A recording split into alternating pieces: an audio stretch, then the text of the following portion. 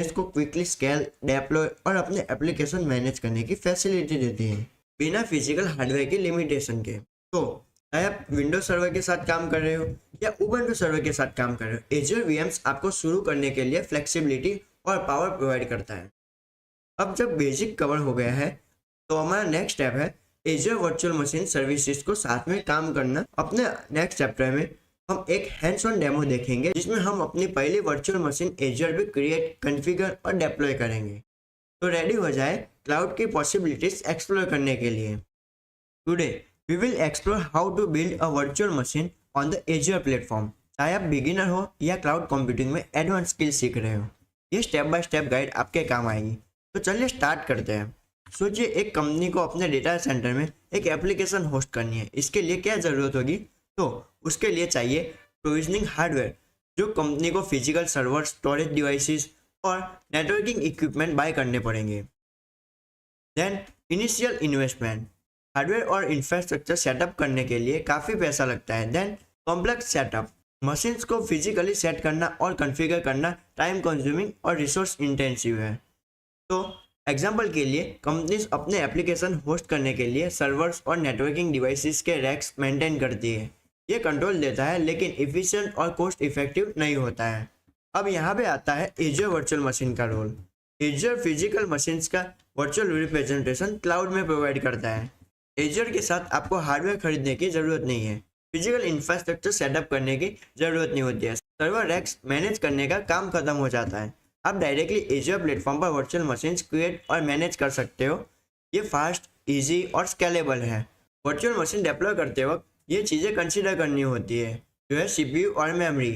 हर virtual machine को एक specific computing power यानी कि सीपीयू और मेमोरी यानी कि रैम चाहिए होती है। ये मशीन्स का प्रोसेसिंग ब्रेन और शॉर्ट टर्म मेमोरी होता है। Then second one is disk storage. Disk storage application और फाइल स्टोर करने के लिए यूज होती है और उसमें ऑप्शंस होते हैं या जैसे कि HDD या Azure standard HDDs and SSDs। HDD cost efficient के लिए यूज होती है और SSD हाई परफॉर्मेंस के लिए यूज होती है, जो एज्योर ऑफर करता है। Then operating system, personal computer के साथ विंडोज 10 या मैक OS के अलावा विंडोज वर्चुअल मशीन के लिए server based operating system use होते हैं, जैसे विंडोज सर्वर या Ubuntu server. Then network configuration, हर वर्चुअल मशीन एज्योर में एक वर्चुअल नेटवर्क का पार्ट होती है।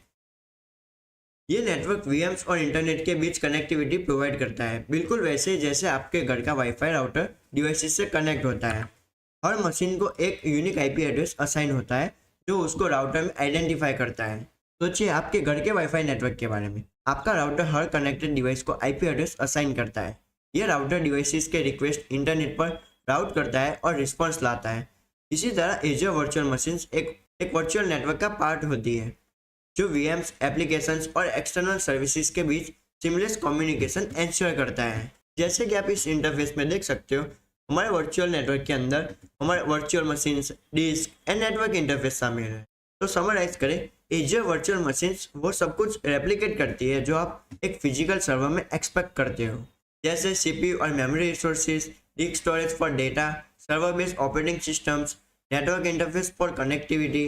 लेकिन फिजिकल हार्डवेयर की ज़रूरत नहीं होती है, जो स्केलेबिलिटी, फ्लेक्सिबिलिटी और कॉस्ट इफिशिएंसी प्रोवाइड करते हैं। अब हम बेसिक समझ लिया है, तो चलिए अब एज्योर पर एक वर्चुअल मशीन क्रिएट करते हैं। नेक्स्ट चैप्टर में मैं step by step process explain करूंगा, जिससे आप अपनी पहली एज्योर VM डिप्लॉय और कॉन्फ़िगर कर सकें। आज के इस ट्यूटोरियल में हम सीखेंगे कैसे अपना पहला वर्चुअल मशीन यानी कि VM माइक्रोसॉफ्ट एज्योर पे क्रिएट करते हैं। अगर आप एज्योर में न्यू है या अपने स्किल्स को रिफ्रेश करना चाहते हैं तो ये ट्यूटोरियल आपके लिए परफेक्ट है। तो चलिए शुरू करते हैं। एज्योर पोर्टल पर लॉगिन करने के बाद आपको एक वेलकम स्क्रीन दिखाई देगा, जो होगा वेलकम टू माइक्रोसॉफ्ट एज्योर। आप चाहे तो गेट स्टार्टेड पे क्लिक कर सकते हैं या डायरेक्टली रिसोर्स बनाने की और बढ़ सकते हैं। आज हम एक वर्चुअल मशीन क्रिएट करने वाले हैं, जो एज्योर का एक बेसिक और कॉमन रिसोर्स है।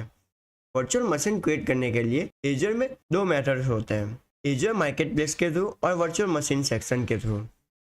तो देखते हैं एज्योर मार्केटप्लेस के थ्रू। लेफ्ट हैंड मेनू में ऑल रिसोर्स पे क्लिक करते हैं। लेफ्ट हैंड मेनू में जाए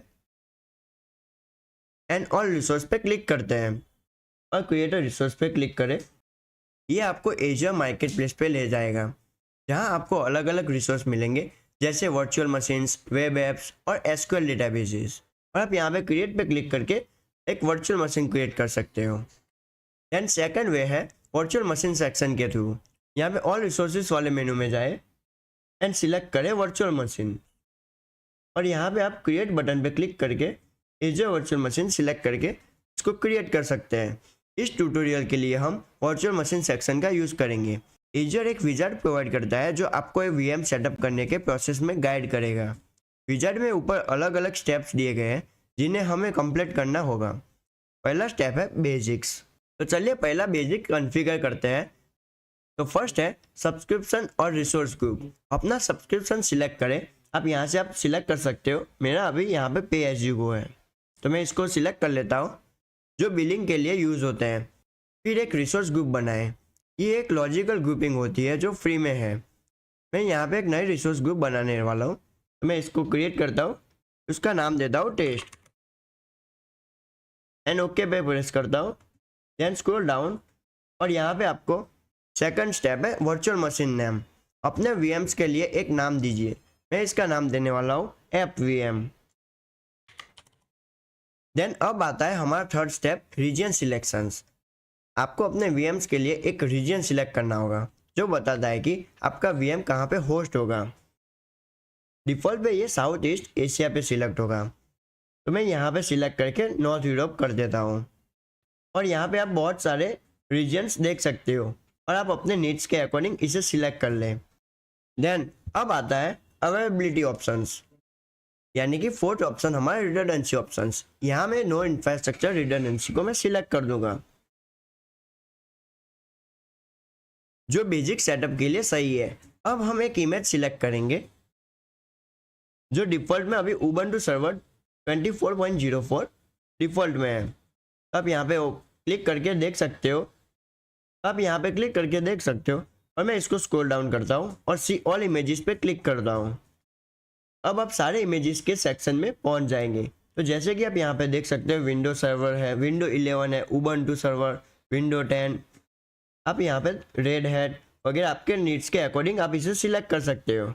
मैं यहाँ पे विंडो सर्वर क्रिएट करने वाला हूँ, तो यहाँ सिलेक्ट पे प्रेस करें, देन स्क्रॉल डाउन और यहाँ पे आपके नीड्स के अकॉर्डिंग बहुत सारे विंडो के सर्वर अवेलेबल होंगे। तो यहाँ पे मैं विंडो सर्वर 2022 डेटा सेंटर को सिलेक्ट कर लेता हूँ। अगर आप मेरे साथ फॉलो कर रहे हैं तो यही वर्जन सिलेक्ट करिए ताकि कॉम्पैटिबिलिटी इश्यू ना हो। Images basically pre configure snapshot होते हैं जो सेटअप का टाइम लेस कर देते हैं। मैनुअल डाउनलोड और कॉन्फ़िगरेशन की जगह ये रेडीमेड टेम्पलेट्स होते हैं। अब हम अपने वीएम्स का साइज़ कॉन्फ़िगर करते हैं। वीएम का साइज उसकी परफॉर्मेंस और कॉस्ट डिसाइड करते हैं। और जैसे कि आप यहाँ पे देख सकते हो साइज और यहाँ पे ऑप्शंस, मैं क्लिक करता हूँ see all sizes. Standard sizes for example standard D2S B3 size 2 virtual CPUs और 8 GB रैम के साथ आता है, जिसका अप्रॉक्सीमेटली कॉस्ट $145 पर मंथ है। और दूसरा नेक्स्ट ऑप्शन ये है कि फ्री टायर ऑप्शन। अगर आप एजर का फ्री अकाउंट यूज़ कर रहे हैं तो मैं रिकमेंड करूँगा कि आप B1S साइज़ को सिलेक्ट करें। ये 1 वर्चुअल CPU और 1 GB रैम देता है और एजर फ्री टायर के अंदर आता है। इस ट्यूटोरियल के लिए मैं B1S सिलेक्ट करूँगा जो फ्री टायर है। और जैसे कि आप यहाँ पे देख सकते हो, यहाँ पे हमारे वर्चुअल मशीन्स का नाम और उसके कॉन्फ़िगरेशंस। तो यहाँ पे आप देख सकते हो हमारा वर्चुअल मशीन जो है B1S, उसका CPU है 1, उसकी रैम है 1 और यहाँ पे उसका कॉस्ट भी देख सकते हो एज पर हावर। और यहाँ पे आप उसको चेंज भी कर सकते हो मंथ के अकॉर्डिंग। तो you can change according your needs. Then select the B1S and press to the select button. अब स्क्रॉल डाउन करते हैं तो हमारा नेक्स्ट स्टेप होगा, अब आपको एक एडमिनिस्ट्रेटर अकाउंट बनाना होगा, जिसके लिए आपको एक user name and password create और सेट करना होगा। तो सबसे पहले मैं यूजर नेम टाइप करता हूँ जो है ऐप एडमिन। यहाँ पे यूजर नेम एंटर करने के बाद आपको पासवर्ड एंटर करना होगा और पासवर्ड के लिए कुछ कंस्ट्रेंट्स है, जैसे कि एक अपर केस लेटर, एक लोअर केस लेटर, एक नंबर और एक स्पेशल कैरेक्टर। जो क्रेडेंशियल्स आप बनाएंगे उन्हें नोट डाउन करके रखें, ये लॉगिन के लिए काम आएगा।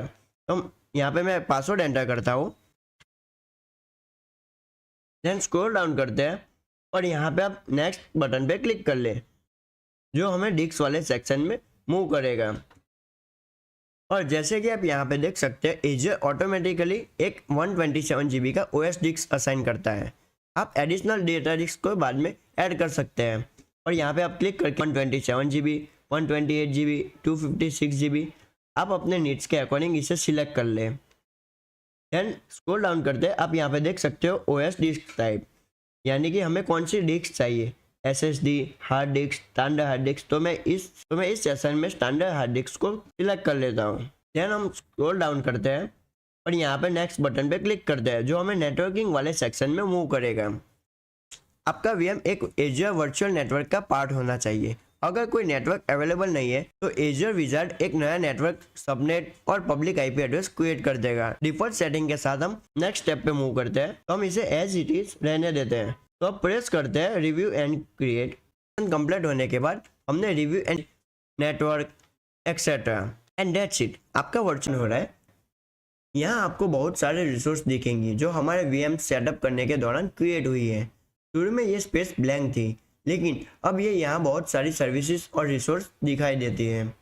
जैसे कि आप यहाँ पे देख सकते हो, इन रिसोर्स में शामिल है virtual machines, public IP address, network interface card और नेटवर्क सिक्योरिटी ग्रुप यानी कि NSG। ये सारे रिसोर्स एक रिसोर्स ग्रुप के अंदर ऑर्गेनाइज होती है। रिसोर्स ग्रुप का काम रिलेटेड कंपोनेंट को मैनेज और ऑर्गेनाइज करना होता है। तो चलो अब इसको डायग्रामेटिकली देखते हैं। तो हमारा VM एक वर्चुअल नेटवर्क के अंदर आता है, जिसमें एक सबनेट और एक IP एड्रेस होता है, एक ऑपरेटिंग सिस्टम डिस्क जो है हमारा 127 GB, एक नेटवर्क इंटरफेस कार्ड यानी कि NIC जो ट्रैफिक को हैंडल करता है, और एक नेटवर्क सिक्योरिटी ग्रुप। ये नेटवर्क सिक्योरिटी ग्रुप यानी कि NSG जो इनकमिंग और आउटगोइंग ट्रैफिक को फिल्टर करता है। तो अब समझते हैं अपने लैपटॉप के साथ, यानी कि हमारा लैपटॉप है वो इंटरनेट से जुड़ा होता है, वो इस वर्चुअल नेटवर्क से कनेक्ट होता है और यहाँ पे ये सबनेट और ये IP एड्रेस प्रोवाइड करता है। तो जब हम अपने लैपटॉप को इंटरनेट के साथ क्लाउड में कनेक्ट करते हैं तो ये हमें एक पब्लिक IP एड्रेस प्रोवाइड करता है। उसके साथ साथ ये हमें नेटवर्क सिक्योरिटी ग्रुप भी प्रोवाइड करता है। अब चलिए वर्चुअल मशीन से कनेक्ट होते हैं। तो चलते हैं हमारे एजर के कंसोल पे। यहाँ पे हम रिमोट डेस्कटॉप प्रोटोकॉल यानी कि RDP का यूज़ करेंगे। Windows based virtual machines default के तौर पर पोर्ट 3389 पर RDP कनेक्शन के लिए लिसन करता है। रिसोर्स पेज पर आपको कनेक्ट बटन दिखाई देगा, तो आप इसको क्लिक करके ओपन कर लें। कनेक्ट पर क्लिक करने के बाद हमें मल्टीपल्स ऑप्शन दिखाई देगा। कनेक्ट पर क्लिक करने के बाद हम मल्टीपल ऑप्शन दिखाई देगा।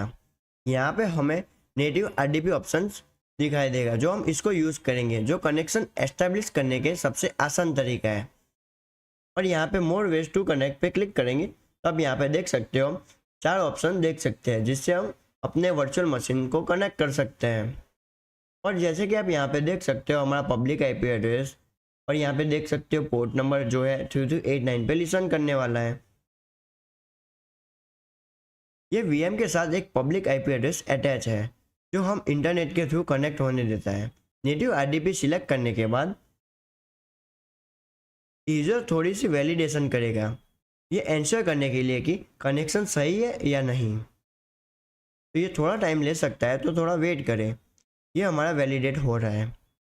जैसे कि आप यहाँ पे देख सकते हो, यहाँ पे वैलिडेशन सक्सेसफुली हो गया है, यानी कि हमारा सक्सेसफुली हम इसको रन कर सकते हैं। अब हम इसको क्लोज कर लेते हैं। अब हम डाउनलोड RDP फाइल पे क्लिक करते हैं। फाइल को अपने सिस्टम के किसी फोल्डर में सेव कर लें। फाइल डाउनलोड होने के बाद इसे ओपन कर लेते हैं। तो ये हमें कुछ इस तरह का इंटरफेस दिखाई देगा। तो हम इसको कनेक्ट पे क्लिक करते हैं, तब कुछ इस तरह से इंटरफेस आ जाएगा। ये फाइल कनेक्शन डिटेल स्टोर करती है, जो VM से कनेक्ट होने के लिए ज़रूरी है। RDP फाइल ओपन करने के बाद आपको क्रेडेंशियल एंटर करने होंगे, जो यूजर नेम अपने VM बनाते वक्त बनाया था उसे एंटर करते हैं। हम उसका पासवर्ड एंटर करते हैं and click to the okay. आपको कुछ इस तरह का इंटरफेस दिखाई देगा। तो अब हम इसको यस पे क्लिक करते हैं। कनेक्ट बटन पर क्लिक करते ही आपका वर्चुअल मशीन से कनेक्शन एस्टेब्लिश हो जाएगा। तो ये थोड़ा वक्त ले सकता है, तो वेट करें इसका सक्सेसफुली रन होने का। और जैसे कि आप यहाँ पे देख सकते हो हमारा कनेक्शन सक्सेसफुली एस्टैब्लिश हो गया है। तो वेट करें इसको सक्सेसफुली रन और ओपन होने का। ये हमें कुछ एरर शो कर रहा है तो हम इसको ओके करते हैं। तो ये देखिए कनेक्शन एस्टैब्लिश होने के बाद तुरंत टर्मिनेट हो गया है। ये एरर इसी वजह से आया है क्योंकि हमने जो वीएम साइज सिलेक्ट की थी उसमें विंडोज सर्वर ओएस के लिए रिसोर्स कम है, जैसे मेमोरी और सीपीयू। अगर आपको ये इश्यू आता है तो आप वीएम को रीसाइज करें और ज़्यादा रिसोर्स अलोकेट करें। डिफ़ॉल्ट साइज विंडोज सर्वर को सपोर्ट करने के लिए काफ़ी नहीं है। तो इस वीडियो में हमने क्या सीखा, एक वर्चुअल मशीन डिप्लॉय की, इसकी आर्किटेक्चर और रिसोर्स को समझा और आरडीपी का यूज़ करके वीएम से कनेक्ट होने की कोशिश की। नेक्स्ट वीडियो में हम देखेंगे कैसे वीएम को रिसाइज करके इस रिसोर्स इश्यू को सॉल्व किया जाए। प्रीवियस वीडियो में हमने रिमोट डेस्कटॉप प्रोटोकॉल का यूज़ करके अपने वर्चुअल मशीन से कनेक्ट करने की कोशिश की थी और हमने अपने विंडोज सर्वर पर सक्सेसफुल लॉगिन नहीं हुआ था। इन कुछ केसेस में लोगों को इनसफिशिएंट रिसोर्स की वजह से चैलेंजेस फेस करने पड़ते हैं। आज हम इसी इश्यू को सॉल्व करेंगे, वर्चुअल मशीन को रिसाइज करेंगे और देखेंगे कि एजर क्लाउड पर इंफ्रास्ट्रक्चर को मैनेज करना कितना आसान है। तो चलिए स्टार्ट करते हैं। फर्स्ट हमने अपने वर्चुअल मशीन से कनेक्ट करने की कोशिश की थी, लेकिन कुछ केसेस में यूजर्स ब्रीफली कनेक्ट करने में सक्सेसफुल हुए और सेशन तुरंत डिस्कनेक्ट हो गया। इसका रूट कोर्स मशीन का साइज था, जो विंडोज सर्वर जैसे रिसोर्सेज इंटेंसिव ऑपरेटिंग सिस्टम के लिए काफ़ी नहीं था। ये कॉमन इश्यू है। स्मॉल वर्चुअल मशीन साइजेस का यूज़ किया जाता है। अब एजर का एक पावरफुल फीचर ये है कि आप अपने रिसोर्सेज को अपनी ज़रूरत के मुताबिक स्केल अप या स्केल डाउन कर सकते हैं। आज के सेशन में हम इस कैपेबिलिटी का यूज़ करके अपनी वर्चुअल मशीन को रिसाइज करेंगे और इश्यू को सॉल्व करेंगे। वर्चुअल मशीन को रिसाइज करने के लिए हम लेफ्ट हैंड मेनू में साइज ऑप्शन पर जाएंगे। हम लेफ्ट हैंड मेनू में जाएंगे और यहाँ पे स्क्रॉल डाउन करेंगे और यहाँ पे आप देख सकते हो अवेलेबिलिटी प्लस स्केल वाले ऑप्शन में आपको साइज वाला ऑप्शन दिखेगा। अब इसको ओपन कर लें। यहाँ से हम अपनी ज़रूरत के मुताबिक एक बेटर साइज सिलेक्ट कर सकते हैं।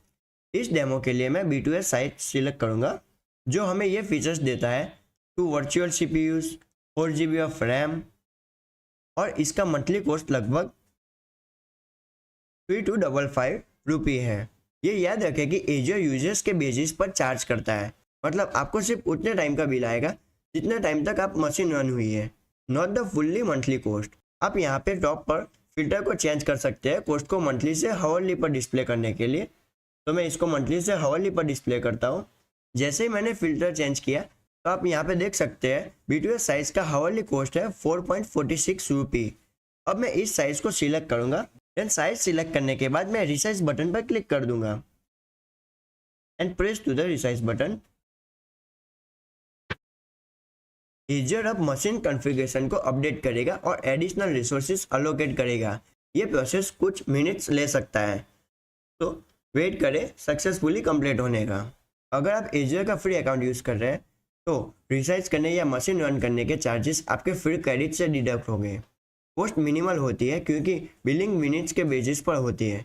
ये याद रखें कि फ्री अकाउंट्स पर सभी सर्विसेज अवेलेबल नहीं होती, लेकिन सर्टिफिकेशंस जैसे AZ900 के लिए एग्ज़ाम कंटेंट पर इसका कोई फ़र्क नहीं पड़ेगा। एग्ज़ाम का फोकस सर्विसेज को समझने पर होता है, चाहे वो फ्री हो या पेड। एग्ज़ाम के पर्सपेक्टिव से स्पेशली फाउंडेशनल एग्ज़ाम जैसे AZ900 के लिए रिसाइजिंग और रिसोर्स मैनेजमेंट के बेसिक्स समझना ज़रूरी होता है। एडवांस सर्टिफिकेशन जैसे AZ104 या AZ204 में आप रिसोर्सेज ऑप्टिमाइजेशन और इंफ्रास्ट्रक्चर स्केलिंग के लिए डीपर एस्पेक्ट सीखेंगे।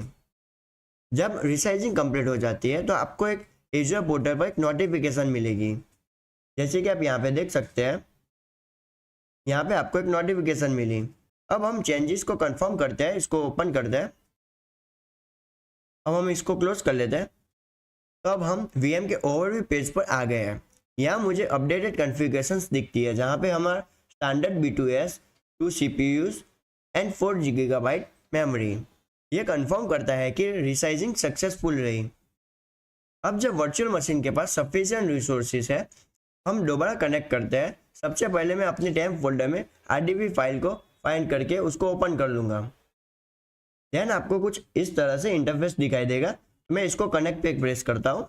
अब यहाँ पर आपको user name and password show होगा, तो आपको पासवर्ड एंटर करना होगा। मैं वो यूज़र नेम और पासवर्ड एंटर करूँगा जो मैं VM क्रिएट करते वक्त सेट किया था। तो मैं यहाँ पे टाइप करता हूँ अपना पासवर्ड एंड उसके बाद कुछ इस तरह से इंटरफेस आएगा। तो मैं यस पे क्लिक कर देता हूँ। तो आप यहाँ पे देख सकते हो कुछ इस तरह से ये लोड हो रहा है हमारा विंडोज सर्वर। तो मैं इसको मैक्सिमाइज कर लेता हूँ, ये थोड़ा टाइम ले सकता है, तो वेट करें इसका सक्सेसफुली लोड होने का। तो ये रहा हमारा विंडोज़, हम अपने वर्चुअल मशीन से सक्सेसफुली कनेक्ट हो गए हैं। अब ये बिल्कुल ऐसे ही है जैसे एक fully functional Windows server system आपके पास हो, all with in a minutes और बिना किसी फिजिकल हार्डवेयर के सेटअप के। ऐसे ही 20 साल पहले विंडोज सर्वर सेटअप करना बहुत डिफिकल्ट प्रोसेस होता था। ट्रायल वर्जन डाउनलोड करने होते थे, ड्यूअल बूट सिस्टम को बनाना होता था और मैन्युअली सॉफ्टवेयर कॉन्फ़िगरेशन करना पड़ता था। आज के टाइम में एजर जैसे क्लाउड प्लेटफॉर्म ये प्रोसेस बहुत सिंपल बना देते हैं।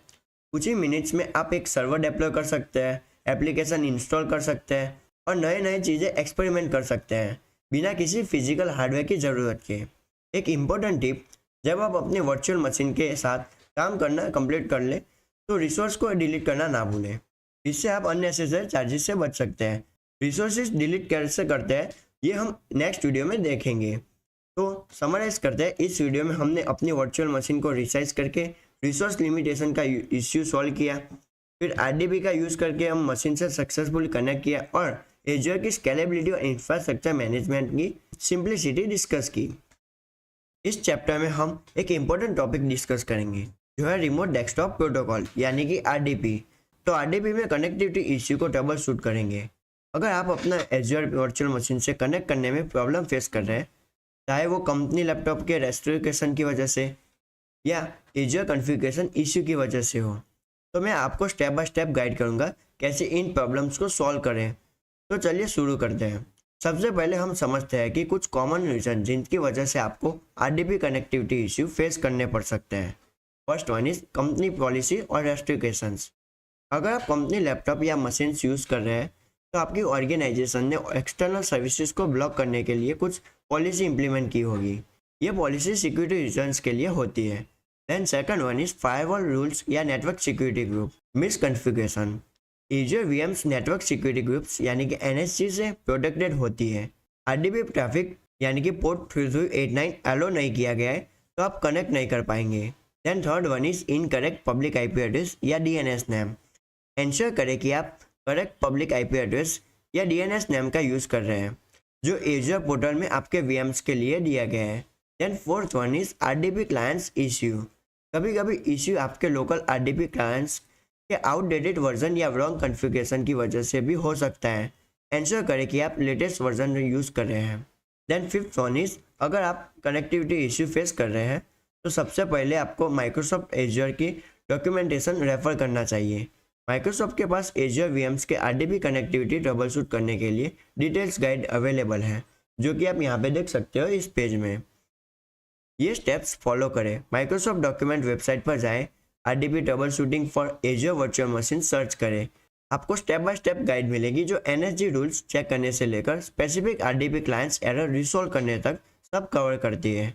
डॉक्यूमेंटेशन में ये सब कुछ शामिल है जैसे कि कॉमन RDP एरर्स और उनके सॉल्यूशन, NSG रूल वेरीफाई करने की गाइडेंस और RDP कॉन्फ़िगरेशन रीसेट करने का स्टेप्स और एडवांस ट्रबल शूटिंग टिप्स। अब हम कुछ इंपॉर्टेंट स्टेप डिस्कस करते हैं जो आप डायरेक्टली एजर पोर्टल में फॉलो करके RDP कनेक्टिविटी इश्यू को रिसॉल्व कर सकते हैं। First one is NSG rule verify करें। अपने वर्चुअल मशीन के रिसोर्स पेज पर जाएं जहां पे आपको लेफ्ट हैंड मेनू में नेटवर्किंग ऑप्शन सिलेक्ट करें। चेक करें कि इनबाउंड रूल है जो पोर्ट 3389 पर ट्रैफिक एलो करता हो। Then second one is public IP address check करें। वर्चुअल मशीन के ओवरव्यू पेज पर जाके इंश्योर करें कि आप करेक्ट पब्लिक IP एड्रेस का यूज़ कर रहे हैं। Then third one is virtual machine restart करें। अगर आप सब कुछ सही लग रहा है तो अपने VMs को एजर पोर्टल से रिस्टार्ट करें। ये कभी कभी माइनर कनेक्टिविटी इश्यू रिसॉल्व कर देता है। Then fourth one is RDP configuration reset करें।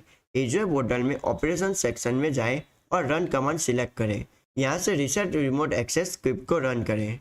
मैं इंश्योर करूँगा कि मैं आपके साथ कुछ हेल्पफुल लिंक शेयर करूँगा जो आपको इन इश्यू को रिसॉल्व करने में मदद करेगी, इंक्लूडिंग माइक्रोसॉफ्ट के RDP trouble shooting documentation, NSG rule reset करने के details guide, common error codes और उनके सॉल्यूशन। ये रिसोर्सेज आपके ट्रबल शूटिंग जर्नी के लिए बहुत वैल्यूएबल है।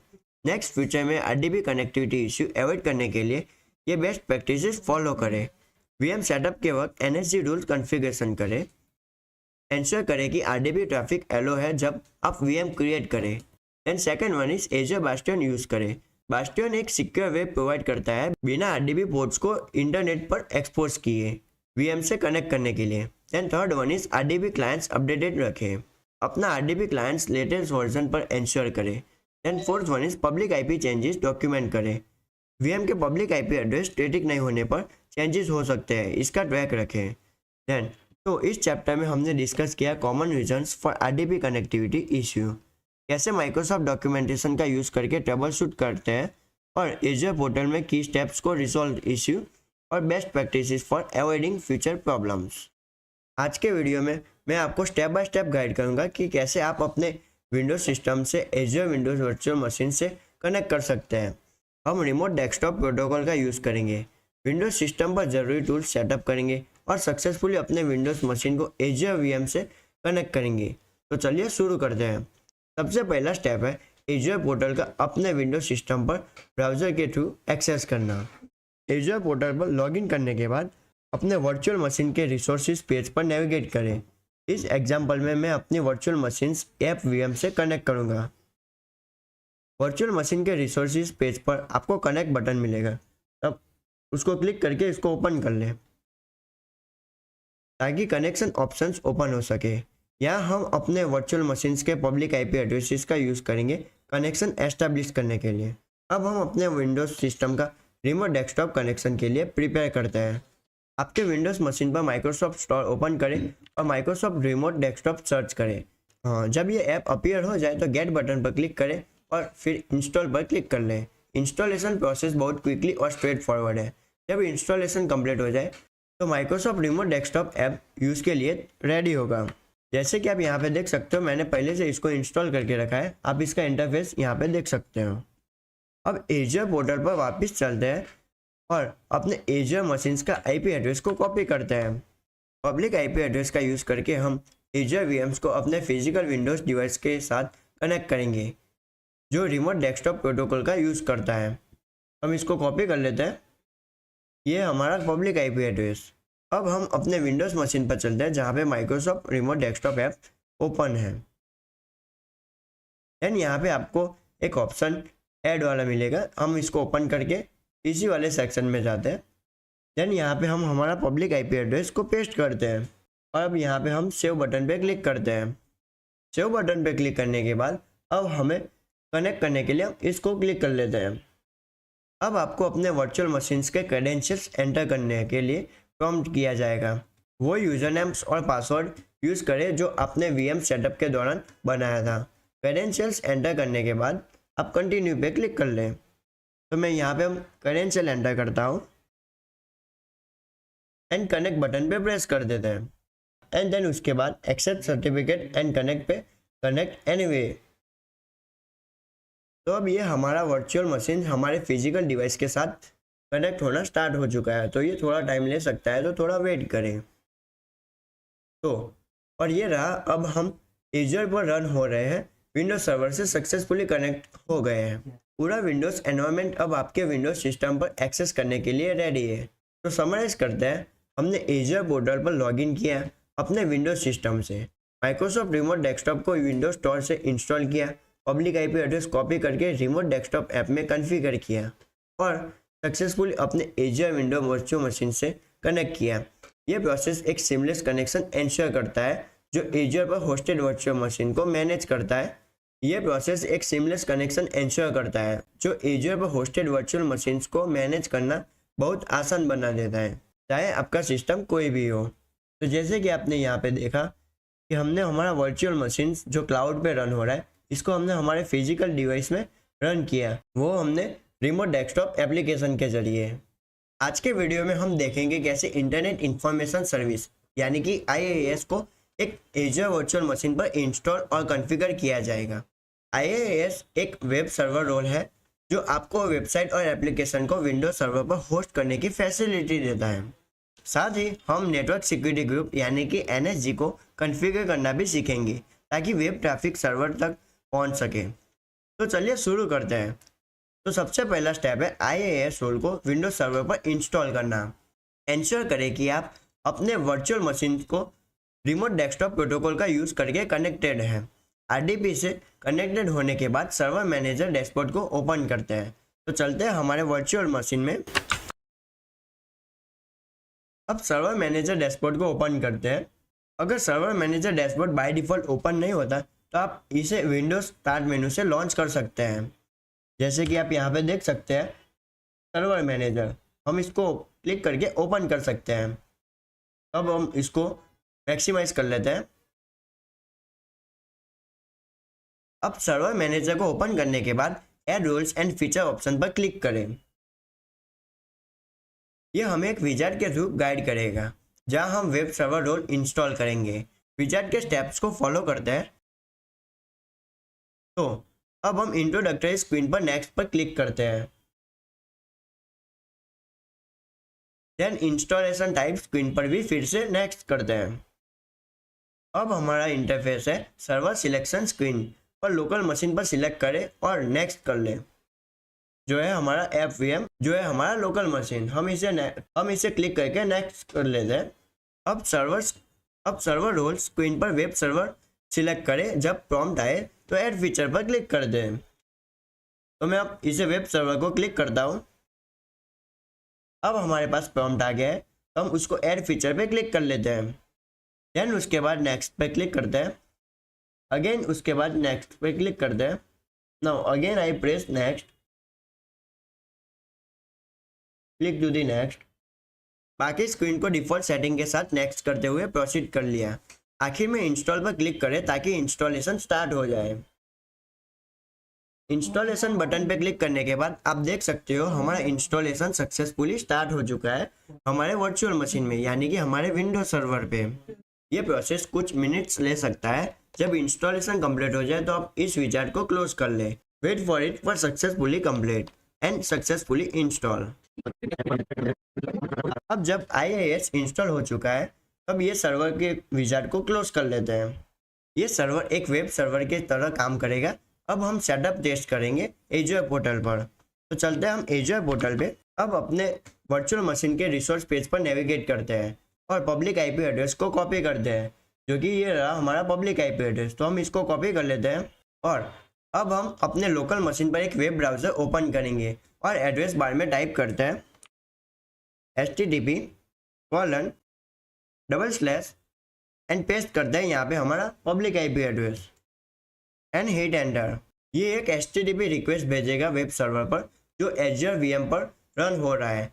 आइडियली आपको IaaS का डिफ़ॉल्ट होम पेज दिखना चाहिए जो कंफर्म करेगा कि वेब सर्वर सक्सेसफुली रन कर रहा है या नहीं। अगर आपको IaaS का होम पेज देखने की जगह एरर मिल रहा है जैसे साइट कैन बी रीच, तो इसका रीज़न है नेटवर्क सिक्योरिटी ग्रुप यानी कि NSG restrictions. By default NSG incoming HTTP traffics या पोर्ट 80 पे आने वाली ट्रैफिक को ब्लॉक करता है जो वेब सर्वर तक पहुंचने के लिए ज़रूरी है। इस इश्यू को सॉल्व करने के लिए हम NSG सेटिंग्स को मॉडिफाई करते हैं। तो चलते हैं एज़्योर पोर्टल पर जाए और अपने वर्चुअल मशीन के नेटवर्किंग सेक्शन में जाते हैं। तो चलते हैं हमारे एज़्योर पोर्टल पे, स्क्रॉल डाउन करते हैं और यहाँ पे नेटवर्किंग सेक्शन में नेटवर्क सेटिंग को ओपन कर लेते हैं। अब जब नेटवर्क सेटिंग पेज ओपन हो जाए तो हम इसको स्क्रॉल डाउन करते हैं एंड देन यहाँ पे क्रिएट अ पोर्ट रूल को सिलेक्ट करते हैं और इनबाउंड पोर्ट रूल को क्रिएट करेंगे। अब add inbound security rule panel में सोर्स को एनी पे सेट करेंगे ताकि सभी IP से ट्रैफिक एलो हो। सर्विस को HTTP चूज करेंगे जो कि है ये रहा। हम यहाँ से सिलेक्ट करते हैं HTTP जो पोर्ट 80 को सेट करेगा। बाकी सेटिंग्स को डिफ़ॉल्ट रहने देते हैं और ऐड बटन पे क्लिक कर देते हैं। अब ये रूल इनकमिंग HTTP ट्रैफिक को पोर्ट 80 पर अलो करेगा और वेब सर्वर को एक्सेस करना पॉसिबल करेगा। अब अपने ब्राउज़र पर वापस चलते हैं और पेज को रीलोड करते हैं और आप IaaS का डिफ़ॉल्ट होम पेज देख पाएंगे। तो मैं अब इस पेज को रीलोड करता हूँ।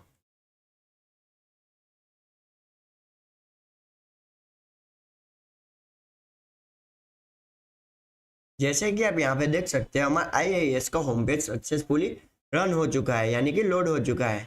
तो ये कंफर्म करता है कि web server role successfully install और कॉन्फ़िगर है। IIS का होम पेज एक सिंपल और पावरफुल इंडिकेटर है जो बताता है कि सर्वर वेबसाइट और एप्लीकेशंस होस्ट करने के लिए रेडी है।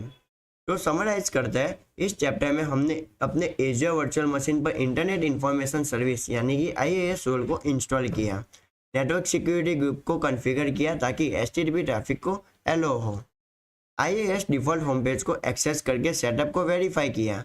यह डेमोन्स्ट्रेट करता है कि एज़्योर विंडोज सर्वर पर सॉफ्टवेयर और रोल्स इंस्टॉल करना कितना आसान है, जो आपके एप्लीकेशन होस्टिंग की ज़रूरत को पूरा करता है। जैसे कि आप यहाँ पे देख सकते हो IIS का होम पेज। नेक्स्ट वीडियो में हम डिस्कस करेंगे कि वर्चुअल मशीन की साइजेस और उसके डिफरेंसेस। तो इस वीडियो में हम वर्चुअल मशीन साइजेस और सीरीज़ के बारे में एक क्विक ओवरव्यू देखेंगे।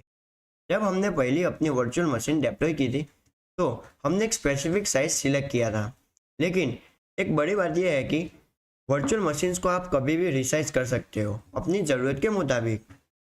एज़्योर प्लेटफॉर्म पर अलग अलग सीरीज़ के वर्चुअल मशीन्स अवेलेबल हैं जो डिफरेंट यूज़ केसेस के लिए डिज़ाइन की गई है। आपकी चॉइस आपकी एप्लीकेशन की रिक्वायरमेंट पर डिपेंड करती है। फॉर एग्जांपल अगर आपकी कंप्यूटेशनल नीड्स कम है तो आप BS सीरीज सिलेक्ट कर सकते हो। जैसे कि आप यहाँ पे देख सकते हो ये इकोनॉमिकल पर्सपेक्टिव से बनाया गया है। तो आप BS सीरीज सिलेक्ट कर सकते हो जो स्मॉल वर्कलोड्स के लिए एक कॉस्ट इफेक्टिव सॉल्यूशन है। अगर आपको जनरल पर्पस वर्कलोड्स के लिए मॉडरेट कंप्यूट और मेमोरी चाहिए तो आप D सीरीज़ को सिलेक्ट कर सकते हो। D सीरीज़ के वर्चुअल मशीन एक अच्छा ऑप्शन है और जैसे कि आप यहाँ पे देख सकते हो और उसका डिस्क्रिप्शन भी आपको यहाँ पे मिल जाएगा, तो आप इसे रीड कर सकते हो। अगर आपको हाई कंप्यूट कैपेबिलिटी चाहिए इंटेंसिव टास्क के लिए तो आप F सीरीज़ के वर्चुअल मशीन्स को क्रिएट कर सकते हो, जैसे कि आप यहाँ पे देख सकते हो। वैसे ही अगर आपकी वर्कलोड ज़्यादा मेमोरी की ज़रूरत होती है